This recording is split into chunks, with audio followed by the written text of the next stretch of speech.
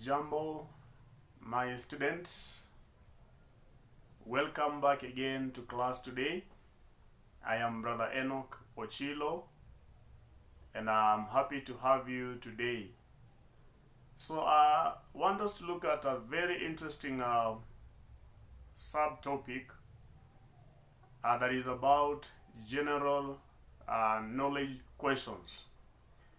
You must understand that in driving, we have about 21 units that we normally teach about theory. In theory, we have 21 units. So if you come to class, I'll take you through all the 21 units, and then you'll be able to undergo a test. And then among the 21, in the 21 units, I have four major units that I normally handle, that you must at least handle. 4 units that you must handle. One of them is Introduction to Driving. Another one is Fundamental Driving Rules. Number 3, we have a Model Town Board. And then number 4, we have Human Factors. So those are the 4 major units that you must train. Of course, we have others like Communication, but communication is also under Human Factors. We have Observation, also covered under Human Factors. We also have Conditions of Carriage. We also have Customer Care, Hazardous Materials. Those are units in driving. We also have Preventive Maintenance, Self-Inspection. We have a unit like Customer Care. So we have Customer Care. We have Work Planning. We have such and such units. So at least 21 of them. So, but the most key are 4, and then unit number 1 is key because most of the questions come from unit number 1, Introduction to Driving. That is where you'll find responsibilities of a driver. That's where you'll find causes of road accidents. That's where you'll find vehicle categories. That's where you'll find so many questions like what are the aims and goals of driver training, and who is a competent driver, and what is a C of C. Most of the terms that we use in driving, like NTSA, what does NTSA stand for? What does NEMA stand for? And then we have C of C. We have EAK. We have so many of these terms that we use in driving, like blind spot, black spot, stalling, creeping in. So those terms, we have them under unit number 1. So you can be asked, those are terms. So you also need to train on unit number 1, which is Introduction to Driving. Now today, because we are looking at general knowledge questions, I want us to look at unit number 2, which is dealing with Fundamental Driving Rules, where general questions mostly come from. So one of the first questions that you can come from this unit is what is the first rule of roads in Kenya? Sheria ya kwanza ya barabara. The first rule of roads in Kenya. Now that one is keep left unless overtaking. Keep left unless overtaking. That is the first rule of roads in Kenya. Then on which side do we overtake? On which side do we overtake? We overtake from the right side. Why? Because we are always keeping left. So that is why we overtake from the right side. Now, why do we overtake from the right? We have said we overtake from the right because we always keep left. Then when can we overtake from the left side? When then can we overtake from the left side? We can overtake from the left when there is an accident in front and the only place to overtake is on the left. When there is an accident in front and the only place to overtake is on the left side. So before I continue, take a pen and a paper and write down those things. Just take a pen and a paper. I'm waiting for you. Even as you do that, if there is any other person who is watching for the very first time, please I request that you subscribe to this channel. Just hit the subscribe button and let's continue together. And also you can hit the bell so that in case we produce any other video like this, YouTube is going to notify you. So don't be left behind as we continue learning and learning more on our roads. So I believe that you already have your pen and a paper. So we are handling a question: when can we overtake from the left? We've said when there is an accident in front and the only place to overtake is on the left. And then number two, when instructed by a traffic police in uniform. When instructed by a traffic police in uniform. Number three, when the vehicle in front is turning to the right. When the vehicle in front is turning to the right, you overtake from the left side. Then also, when you are on a highway where traffic is flowing towards the same direction, you're on a highway where traffic flows towards the same direction, you overtake from the left side or the right side. So that is when we can overtake from the left. Now, in overtaking, the gear that is most appropriate for overtaking another vehicle is gear number 4. Gear number 4 is the most appropriate gear for overtaking another vehicle because it provides more power and speed to the engine. Gear number 4 provides more power and speed to the engine, so it can be used for overtaking. Then we have gear number 4, of course, ranges between the speed of 60 and 110 kilometers per hour. So that is gear number 4. That's why you can use it for overtaking another vehicle. Then we have another question that is asking about 8 places where you cannot overtake. 8 places where you are not supposed to overtake. One is at a pedestrian crossing. You cannot overtake on a pedestrian crossing. You also cannot overtake on a bridge. You also cannot overtake at a roundabout. You also cannot overtake at a sharp bend. You cannot overtake at sharp bends. At junctions, you cannot also overtake. At narrow roads, you also cannot overtake there. At narrow roads. And then also on a brow of a hill. On a brow of a hill, that is kwa mlima, you cannot also overtake. So 8 places where you cannot overtake. Then also we have a question where it's asking 5 places where the law requires you to stop. 5 places where the law requires you to stop. Number 1, when involved in an accident. Number 1, when involved in an accident. Now that is a question can also come. What should be the first thing to do when you are involved in an accident? The very first thing to do is to stop. When involved in an accident, the very first thing to do is to stop. The next thing to do is raise the reflector triangle. Number 3, after raising the reflector triangle, number 3, you call for emergency if the accident is very severe. So you call for emergency. And then the procedure continues. We shall be looking at that. It's under the unit called emergency procedures. So we shall look at it sometimes later. So we are saying where the law requires you to stop. Number 1, when involved in an accident. Number 2, when the traffic police officer stops you. When the traffic police officer stops you. And then also at a stop sign. At a stop sign, you must stop. And then when the traffic light signals red, you must stop.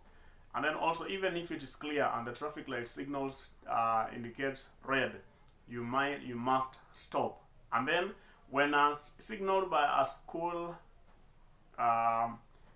warden where the school children are crossing, you must stop. Also, when signaled by a traffic marshal, you also has to stop. So 8 places where the law requires you to stop. The law requires you to stop at those places. Then also, we have another question on another question is talking about, let me see. Another question is asking about 8 places you cannot park. 8 places you cannot park. Now you can imagine these are application questions. You can think, you can apply. So you imagine you are in a car and you are thinking 8 places where you cannot park. Where am I not supposed to park my car? So that's why we are calling this one general knowledge questions. Now, where can you not park? On a bend. You can't park on a bend or a brow of a hill. You also cannot park on a bridge. You cannot park on a bridge. You also cannot park on a junction, near a junction or a crossroad. You can't park there. Near a pedestrian crossing or on a pedestrian crossing, you cannot park there. You can't park also on a roundabout. So these are places you're not supposed to park. Where there is a no parking sign, you can't park there. At a railway crossing, you can't park near a bus stop, on or near a bus stop. You don't park at a bus stop. And then on any entrance which is used by other vehicles. Any entrance used by other vehicles, you cannot park there. Then you also cannot park in the middle of the road. You can't park also in the middle of the road. So that is places you cannot park your car. You cannot park your car there. Let's continue. When do we dim the vehicle lights? At night. When do we dim the vehicle lights at night? Now we dim the vehicle lights at night. Number one, when approaching oncoming pedestrians. That's number one. When approaching oncoming pedestrians. Number two, when approaching a pedestrian crossing. When approaching a pedestrian crossing. Number three, when driving close behind another vehicle. When driving close behind another vehicle. Number four, when another vehicle overtakes you. When another vehicle overtakes you, you also dim the vehicle lights. Number five, when driving on a brow of a hill. When driving, ukiendesha gari kwa mlima, you have to dim your vehicle lights so that you can be able to see the oncoming lights. So when driving on a brow of a hill, when approaching a junction, you have to dim the vehicle lights. And then when driving on well-lit roads, when driving on well-lit roads, and then also when driving in a city which is well lit, when driving in a city which is well lit. Also, when approaching oncoming traffic. We have said oncoming pedestrians, and now we are saying oncoming traffic. These are like other motorists. When approaching them, you have to dim your vehicle lights. And then also, when approaching an animal crossing, when approaching animal crossing, or when driving in game parks, you have to dim your vehicle lights. Then when do we dim the vehicle lights? During the day. When do we dim the vehicle lights? During the day. When it's foggy, you have to dim the vehicle lights. You use dim lights. And then when it's foggy, when it's raining heavily, and then also when the weather is not the weather, but the road is dusty. When it's dusty, when it's foggy, and then when also it's raining heavily, and then when driving through a tunnel. When driving through a tunnel, you also have to use dim lights because maybe the lights might have gone off, so you use dim lights. Then also, when we have 7 vehicle lights, a saloon car has got 7 vehicle lights. So then on these vehicle lights, we have dim lights, and some other vehicles have got fog lights. So the vehicles which have fog lights, the fog lights are used when you're driving in a fog. But for these other vehicles, you use dim lights. Why do we use dim lights and not full lights? You cannot use full lights when driving in a fog, because the full lights will reflect moisture. It will reflect moisture droplets in the fog, so it will make it hard for you to see. So you have to use dim lights, because the full lights reflects moisture in the fog, and then it makes it hard for you to see. So you need to use dim lights and not full lights. Then that's a question somebody can ask you, why do we use dim lights in fog and not full lights? Yeah, we've said because the full lights reflect moisture droplets in the fog, that's making it hard for you to see. So that is the question on when do we dim the vehicle lights at night. And then another question can be on the same. At what time should we put on dim lights? At what time should we dim the vehicle lights? Now, at 6:30 p.m., between 6:30 p.m. and 6:30 a.m. So we dim the vehicle lights between 6:30 a.m. and 6:30 p.m. and 6:30 a.m. So that is the time which we shall dim our vehicle lights. Now, next question should be 4 vehicles that should be given priority. The 4 vehicles that should be given priority. Number 1, we have ambulances with a siren on or when responding to an emergency. Ambulances with a siren on or when responding to an emergency. So don't just say ambulance, because an ambulance by its own cannot just be given away. It must be responding to an emergency or it has a siren. So you have to say ambulance with a siren on, and then we have firefighters or fire brigades with the sirens on. We have police 999 with the sirens on, and then we have presidential motorcades. These vehicles should be given the right of way. So if they are responding to an emergency, they must be given the right of way. And then also we have another question. What is the speed limit in town? The speed limit in town is 50 kilometers per hour. In any town, if you're driving in any town, the speed limit should be 50 kilometers per hour. Now, the speed limits for different vehicles. The speed limits for different vehicles on highways. Now, on a highway, we have a saloon car. A saloon car which must go at a speed of not exceeding 110 kilometers per hour. A saloon car should go at a speed not exceeding 110 kilometers per hour. We have a pickup, a lorry, a trailer, a semi-trailer, and such. We have a pickup should go at 80 kilometers per hour. We have a PSV. A PSV should go at 80 kilometers per hour. A taxi should go at a speed of 80 kilometers per hour on a highway. And then we also have a semi-trailer. A semi-trailer also should go at 80 kilometers per hour on a highway. And then a trailer should go at 65 kilometers per hour. A trailer should go at 65 kilometers per hour. And then we have a tractor which should go at 30 kilometers per hour. So those are different speeds of different vehicles on a highway. The speed limits of different vehicles on a highway. Now, what is paperwork in driving? We have another question regarding paperwork. Paperwork are the documents one has to carry while driving. One of them is a valid driving license. A valid driving license, you must have a valid driving license. You also must have, your car must have a valid insurance sticker. A valid insurance sticker. And then your car also must have a valid inspection sticker if your car carries goods. If it's a commercial vehicle, it must have a inspection sticker. So your car must be taken for inspection.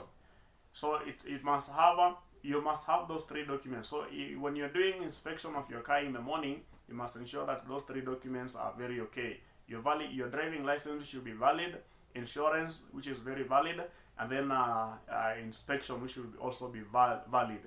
So there are vehicles which should be taken for inspection. Vehicles that should be taken for inspection are PSVs, heavy commercial vehicles, and pickups. Those vehicles should be taken for inspection. So when you check, if you check on those vehicles, you will see 2 stickers at the left side.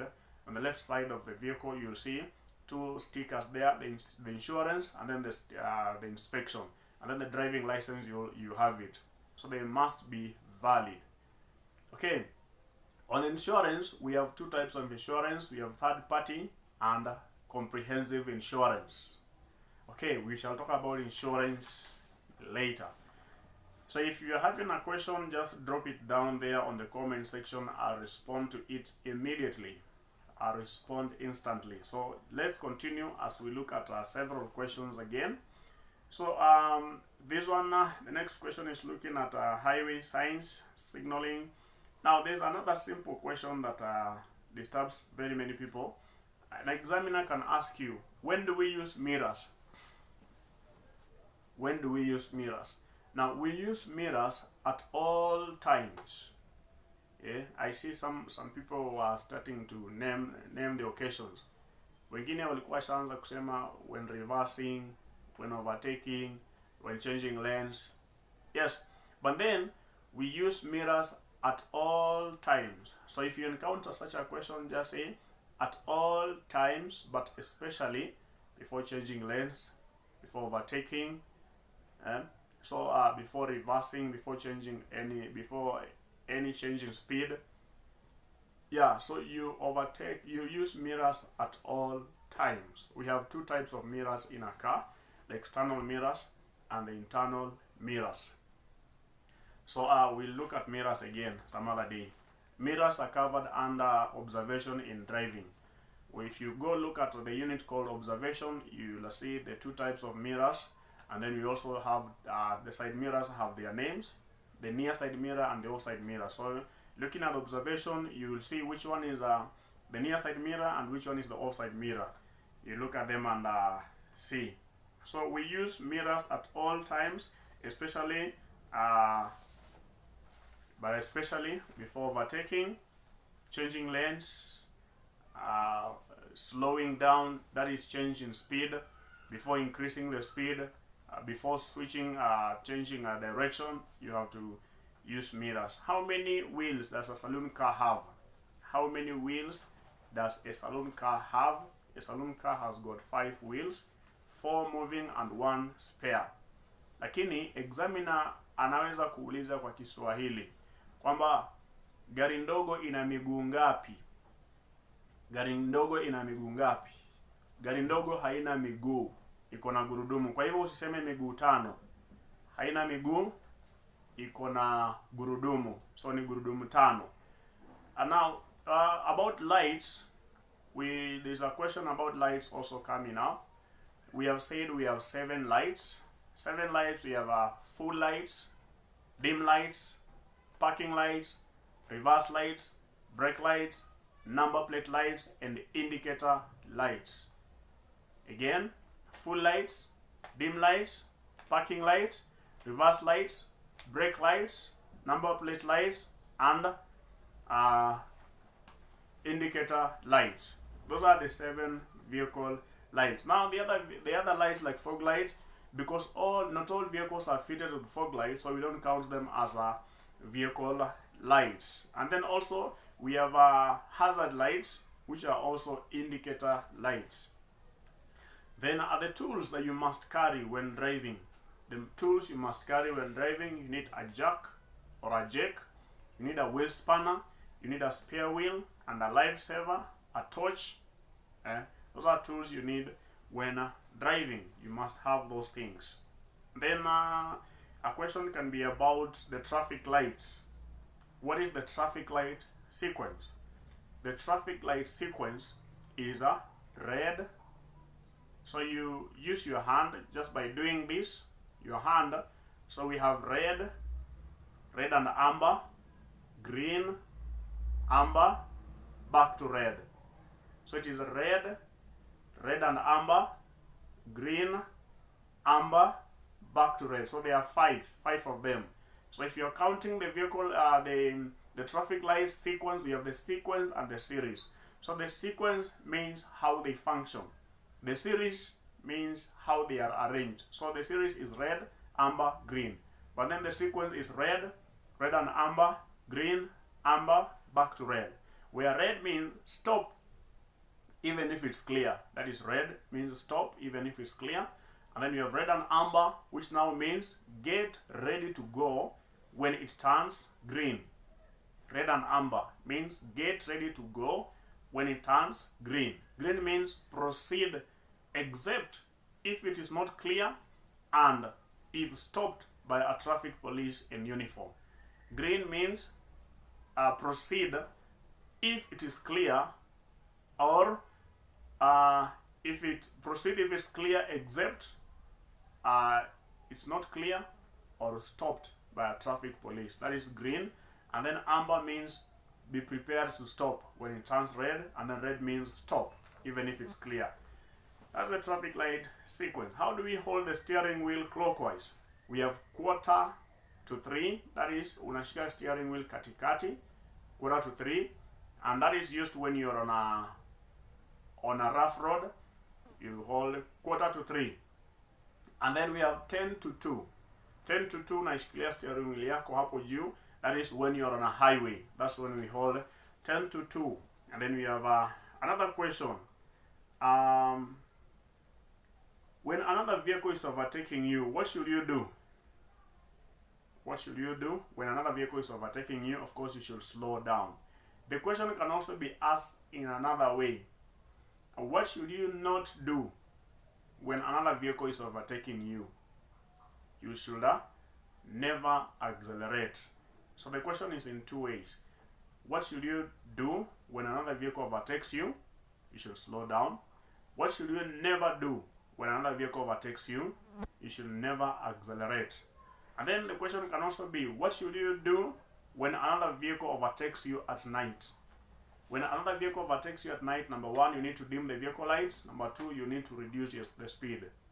So another vehicle overtakes you at night, slow down and dim the vehicle lights. Now, what are the two major road signs? That is the stop sign and the give way sign. The two major road signs, stop sign and give way sign. Okay, another question can be, what's another question? Let me see. You have any other question here? Any other question? I'm looking it for you. We have already talked about vehicles that should be taken for inspection. We have already talked about switching on the vehicle lights during the day. What is a highway code? Yeah, what's a highway code? Some other booklets will tell you that it's a booklet that is passed, checked and signed by Parliament. But a highway code, write that one down. Write it down today. A highway code is a set of information that guides, advises, and has mandatory rules for all road users. A highway code is a set of information that guides, advises, and has mandatory rules for all road users. The purpose of the highway code is to promote safety, responsible behavior, and courtesy on the road at all times. That's the highway code. And then we have another document that is called the Traffic Act. A Traffic Act is a booklet or a document that has rules and regulations governing the use of roads and the expected conduct of road users. That is a Traffic Act, a document that has rules and regulations governing the use of roads and the expected conduct of road users. And then this document has punishments for any road user who contravenes or fails to adhere to those rules. So if you commit any offense on the road like hit and run, you'll be taken to court and you'll be charged kulingana na Traffic Act. So those are the two documents ambazo unaweza kuulizwa. What's the difference between a hotel and a motel? If you look at Class C signs, I have explained that a hotel and a motel. A hotel is found within the CBD, that is the city center, while a motel is outside, alongside the highway. So kwa hivyo zile ambazo tunakula ndani huko nje, zile unakula kwa mama Pima, mama nani huko, hizo ni vibanda, sio hoteli, ni vibanda tu. So kule kwa chafua sahani, ugali mandondo, I don't know what are those, but hizo sio hoteli, hizo ni vibanda, because in a hotel you find accommodation, you find both hard and soft drinks. So that's what the services that we find in a hotel. So that is it, part of questions that we might find in an exam. Yeah, part of the questions that we might find in an exam. So that is general questions. I will be having one of these fine days. We'll have a full unit, fundamental driving rules, so that we can look at the entire unit. So thank you so much for joining me. If you've been watching and you've not subscribed, please subscribe to this channel and let's move on together. So God bless you so much. See you in the next class, where we shall be looking the dashboard lights. I promise you that that is what we are going to do, and at least we have to look at the dashboard lights, and also we'll look at how to jumpstart your car. So bye bye for now. See you in the next class.